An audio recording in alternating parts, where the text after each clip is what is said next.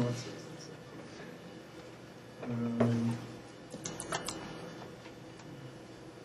Some combination of anxiety and pain may actually, wear people's bodies out in other ways to create pain syndrome responses or arthritis and so forth. Are you so using like these are emotional things that cause physical disease? Or when you say disease, are you talking about emotional things that cause psychological disease? So the disease endpoints here would be medical diseases. And the stressor would be a physiological stressor or a psychological? Why do you make the distinction? Well, because I think it's interesting that... No, part of what I'm reacting to is that one of the things, particularly with clients, and also just in kind of thinking about this more generally, that there is a tendency to go really quickly to the idea of, is it psychological and therefore sort of in your head and unreal? No, that's not what I mean. As opposed to like a psychologically mediated response that actually does make you physically sick. Yeah, no, what I mean is it something that you don't deal with and eventually, like you get upset stomachs because let's say you study at the last minute and then you get sick because I don't study at the last minute, so I can say this, but... you can say it even if you do. I used to, and I think I changed my own behavior because I was tired of the stress.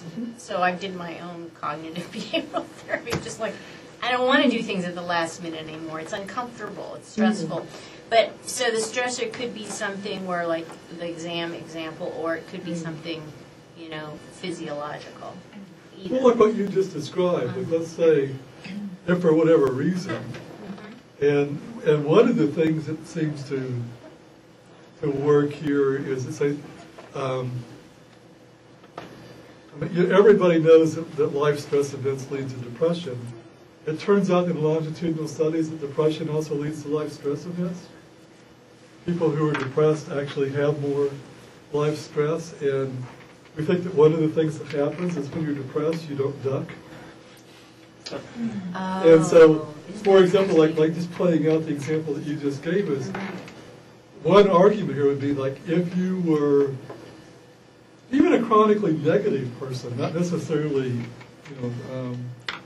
not necessarily clinically depressed, but just somebody who was, say, had a negative thinking style, or maybe like maybe more of an avoidant kind of coping style, that rather than having the active problem-solving response that you have, you would say to yourself, well, whenever I study for exams, it really upsets my stomach, and there's nothing I can do about that. I'm just going to keep on doing it. That's so passive. Yeah, exactly.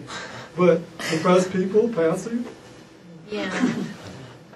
And also you might, one of the things I get into talking to people who are depressed about changing their behaviors, people always say, well, that's not going to work. And it's like, that's the depression talk. Because part of being depressed is feeling helpless. And that there's nothing that you can do. And so, you don't change your study behavior because it never crosses your mind that you could do something that would affect this. And so, well, I'm just the kind of person that always gets an upset stomach when I have an exam, and I've got to take the exams, and then later you're going to work and you have work stress, and you still have an upset stomach. Right, because you have I'm the kind of person whose stomach always gets upset, and then decades down the road, your stomach's still getting upset. You've got, decades down the road, you've got gastrointestinal disease of some sort. And you think, this is the way my life goes. La-di-da. Yeah. Yes, that's a good example of an argument. We'll see actually some diagrams that should come along now. This is from a paper by Saressa Seaman and Bruce McEwen from some years back. It's talking about the whole, something that's kind of gotten a lot of mileage in the last decade or so in social gerontology and health science research more generally, as well as health psych, is allostatic load and the idea of kind of a general stress system response from all kinds of stressors, including a personal one, but also your social environment. People having individual weaknesses of various kinds that prime them probably with certain kinds of stress responses. One argument that's come and gone at different times over the years in health psych is that we may each have a sort of physically weak system in our body that we mostly experience our stress in. And one of the ways that this comes up is when people are saying that there's not consistent evidence for any particular physical system being involved. It may well be a different physical system in different people. And so some people respond with stomach distress, some people's heart races and get high blood pressure, somebody else will get muscle tension and tighten up or whatever. And so we may each have a kind of particularly somewhat weaker physically or particularly stress responsive part of our body for whatever set of reasons. And that you have, as up here, they show it in the brain, perceived stress, threat, helplessness, the importance of the stress, major life events, and these physiological responses, behavioral responses like fight or flight, or health behaviors, personal behaviors. And that this kind of all adds up to this concept of allostatic load is your total physiological response to all of the stressors. Eventually it gets the better of you, it becomes physical problems and one sort of. One of the things that that their paper particularly focuses in on is the concept of different psychophysiological reactions to chronic stress. One of the problems that I think that we have in thinking about stress in older adults is that we really generalize the acute stress model to older adults. But for older adults, most of the stressors are actually chronic stressors. So acute stress means you've got something that happens at one point in time, right? And you have a reaction to that, and you may have an ongoing reaction to it because of your cognitive and emotional processing of that event. But the event is now gone. Whereas with older adults, a lot of times the event itself is ongoing or is happening in multiple times over a period of time. And so the acute response tends to be thought of in terms of this fight or flight thing. There's also another whole, more gender theory reaction to this. There are people in social psych, health psych arguing that the whole fight or flight thing is this kind of male evolutionary thinking, and that the female response is tend and befriend rather than fight or flight.